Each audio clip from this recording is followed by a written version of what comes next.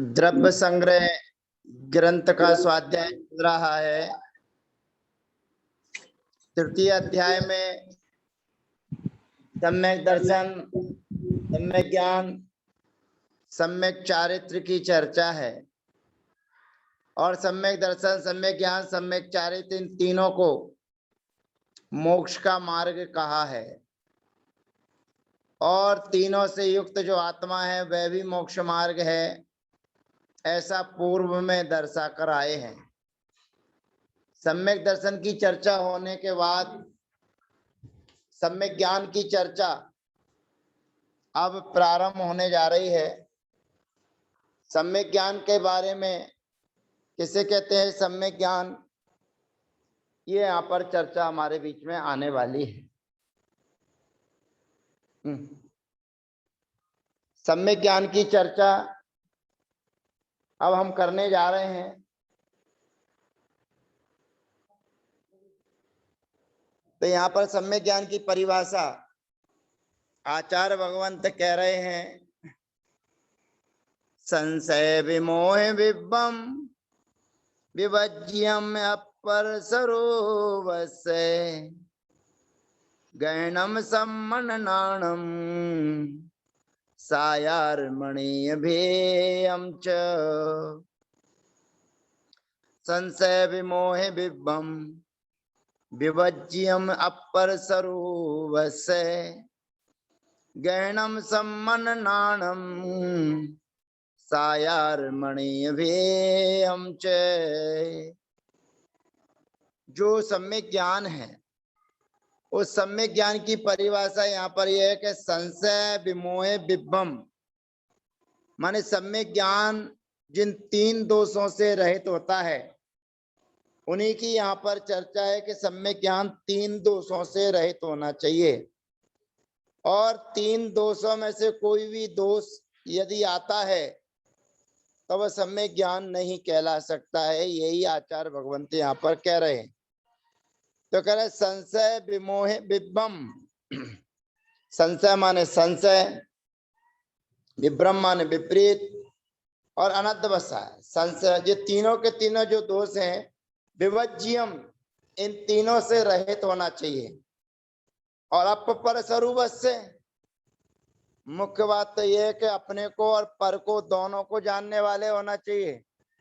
अपनी आत्मा के स्वरूप को भी जानना चाहिए और जो शरीर से भिन्न शरीर आदि हैं उनको भी जानने वाला चाहिए। अपर स्वरूपस्य।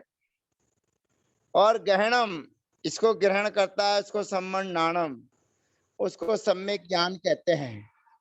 और सम्यक ज्ञान सायारम अणेभेयम च, और वह सम्यक ज्ञान साकार रूप होता है। पूर्व में आपने पढ़ा है, जब उपयोग के भेद हमने पढ़े थे, ज्ञानोपयोग और दर्शनोपयोग के भेद, तो वहां पर बताया गया था कि ज्ञान साकार रूप होता है और दर्शन अनाकार रूप होता है। वही चीज यहाँ पर बताई जा रही है कि अपने आत्मा के व पर पदार्थों के, पर पदार्थ का मतलब है आत्मा से भिन्न जो भी पर पदार्थ है, मोटे मोटे रूप में हम उसको अपना शरीर भी समझ सकते हैं, या पर द्रव्य माने अन्य जीवों को भी द्रव्य समझ सकते हैं। तो अपने आत्मा के वे पर पदार्थों के स्वरूप का संशय, विपर्य और अनद्धवसाय रूप, ये तीनों के तीनों मिथ्या ज्ञान में रहते हैं। तो मिथ्या ज्ञान से विवर्जित माने रहित जो ग्रहण करने को सम्मन ज्ञानम सम्यक ज्ञान है, और वह सम्यक ज्ञान सायारम साकार रूप है, और अनेभेयम और अनेक भेद वाला है। अनेक भेद वाला होने का मतलब है मति ज्ञान, श्रुत ज्ञान, अवधि ज्ञान, मनापर्याय ज्ञान और केवल 5 भेद हो जाते हैं।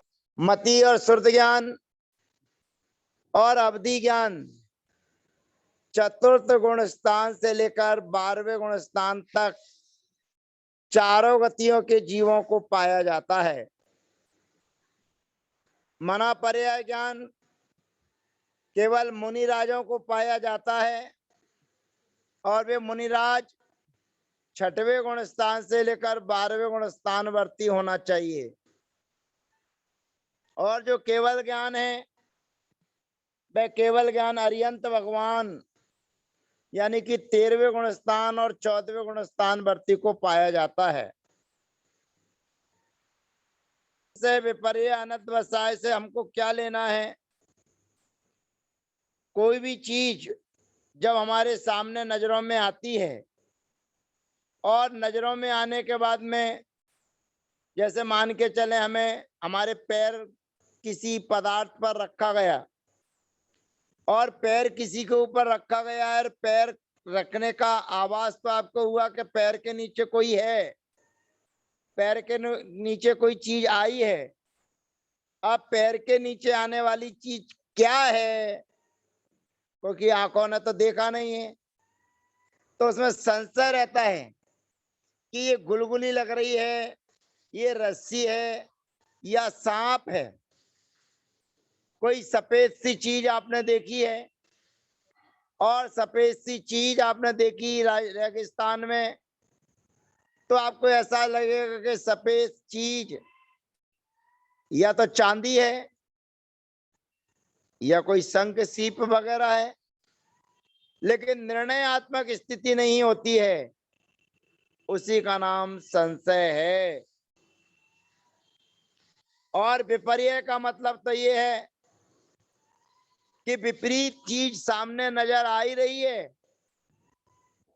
वो विपरीत चीज नहीं होना चाहिए कि कुगुरु कुदेव कुधर्म ये आपको कभी सन्मार्ग पर नहीं लगा सकते हैं। कुगुरु कुदेव कुधर्म का अनुसरण यदि आप कर रहे हैं तो कभी परमात्मा से नहीं जुड़ सकते हैं, कभी आपका ज्ञान सम्यक ज्ञान नहीं हो सकता है। ये विपर्य आपकी मान्यता सच्चे देव शास्त्र गुरु से भिन्न यदि आपकी मान्यता है, बस उसी का नाम है विपर्य।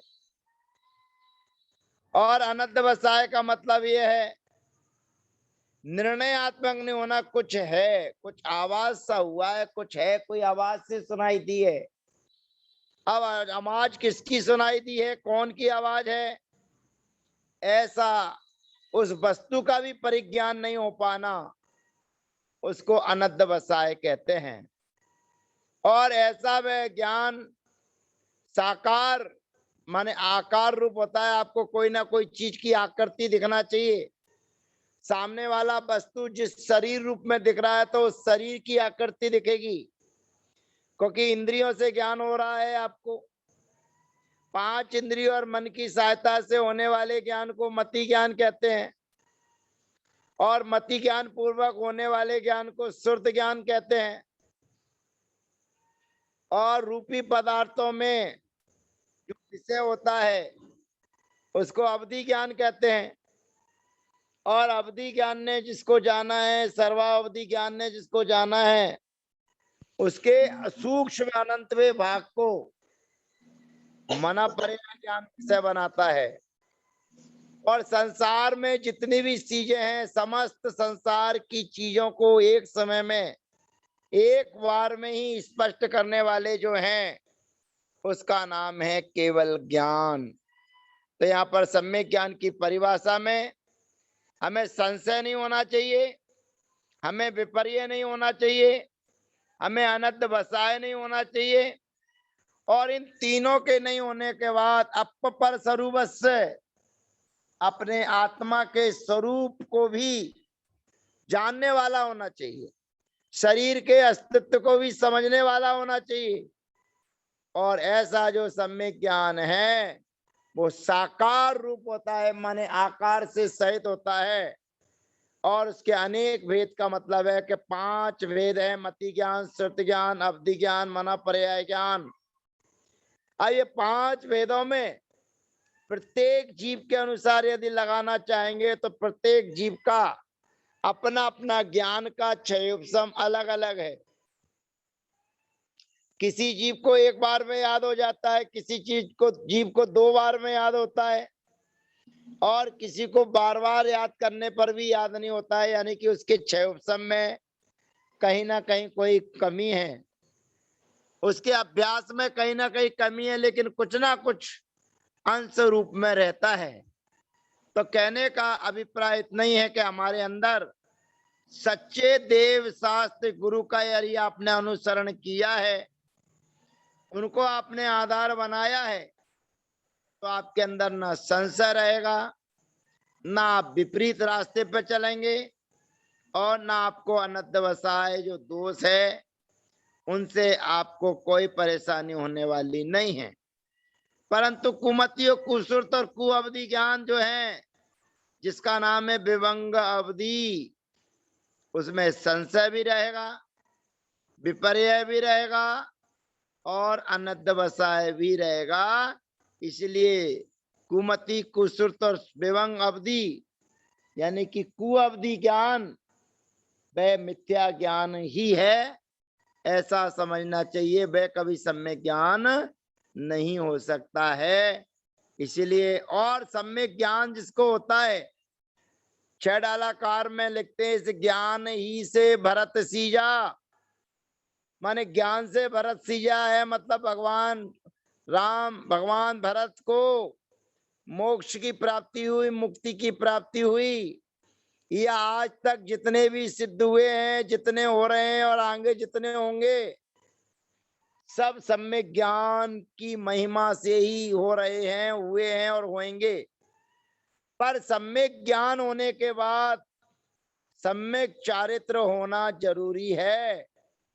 अभी यहाँ तो सम्यक ज्ञान की परिभाषा चल रही है, सम्यक ज्ञान का उल्लेख चल रहा है, इसलिए सम्यक ज्ञान यदि आपको है तो वह सम्यक ज्ञान ही आपको, सही रास्ता आपका सम्यक ज्ञान ही है।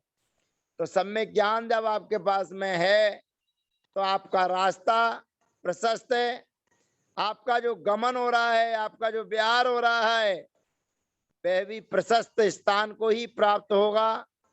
तो ऐसा सम्यक ज्ञान संशय, विपर्य, अनंतवसाय से रहित होना चाहिए। ऐसा आचार्य भगवंत सम्यक ज्ञान के स्वरूप को हमारे बीच में रख रहे हैं। पुनः एक बार मति ज्ञान, श्रुति ज्ञान, अवधि ज्ञान, ये समस्त चारों गतियों में रहने वाले जीवों को प्राप्त होता है, हो सकता है, पर समस्त जीवों को हो ये कोई जरूरी नहीं है। जो पुरुषार्थ करता है, जो अपपर स्वरूप से, जो अपनी आत्मा के स्वरूप को और पर द्रव्यों के अस्तित्व को समझता है, शरीर को शरीर, आत्मा को आत्मा व्यवस्थित समझता है, पुद्गल को पुद्गल, धर्म द्रव्य को धर्म द्रव्य, अधर्म द्रव्य को अधर्म द्रव्य जानता है, बस वही सम्यक ज्ञान संशय, विपर्य और अनंतवसाय से रहित होता हुआ अपने आत्मा के अस्तित्व को और शरीर आदि के अस्तित्व को समझता है। ऐसा सम्यक ज्ञान साकार रूप होता है और उसके अनेक भेद होते हैं, ऐसा जानना चाहिए। तो हमें कभी भी जो माँ जिनवाणी में कहा गया है उसके प्रति कभी संशय नहीं होना चाहिए। जिनवाणी में जो कहा है उसके विपरीत हमारे अंदर प्रवृत्ति नहीं होना चाहिए, और कुछ निर्णयात्मक स्थिति जरूर होना चाहिए कि हम कर क्या रहे हैं। हम मंदिर आ रहे हैं तो क्यों आ रहे हैं? मंदिर आ रहे हैं, पूजा कर रहे हैं, अभिषेक कर रहे हैं, स्वाध्याय कर रहे हैं, क्यों कर रहे हैं? उस बालक की तरह उत्तर आपको नहीं देना है कि जो बालक से पूछा जाता है कि तू मंदिर क्यों आता है, तो बालक कहता है मेरी मम्मी कहती है मंदिर जाओ, चंदन लगा के आओ, तो मैं मंदिर में केवल चंदन लगाने के लिए आता हूं। ऐसा उद्देश्य हमारा नहीं होना चाहिए। हमारे को लक्ष्य और उद्देश्य हमारा होना चाहिए पर स्वरूप से, अपने आत्मा का स्वरूप क्या है और पर पदार्थों का स्वरूप क्या है, इसके जानने में हमारा विवेक जागृत रहना चाहिए।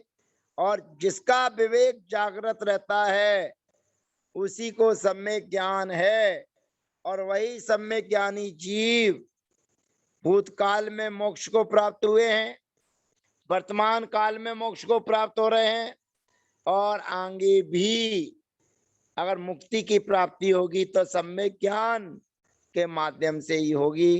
तो आज सम्यक ज्ञान का स्वरूप आपने जाना, समझा। शेष चर्चाएं हम अगले सत्र में करेंगे। अब सम्यक चारित्र की चर्चा आएगी, क्योंकि ये संक्षेप ग्रंथ है, छोटा ग्रंथ है, और संक्षेप में सम्यक ज्ञान की परिभाषा के बाद अब आगे सम्यक चारित्र की चर्चा आएगी, वो अगले सत्र में आएगी। अभी तो यहाँ पर दर्शन का स्वरूप बताया जाएगा, यानी कि इसमें कहा गया है कि साकार, तो ज्ञान क्या है? साकार है, और दर्शन क्या है? निराकार है। तो अब दर्शन की परिभाषा हमारे बीच में आएगी, उसके बाद फिर चारित्र की चर्चा आएगी। तो शेष चर्चा अगले सत्र में।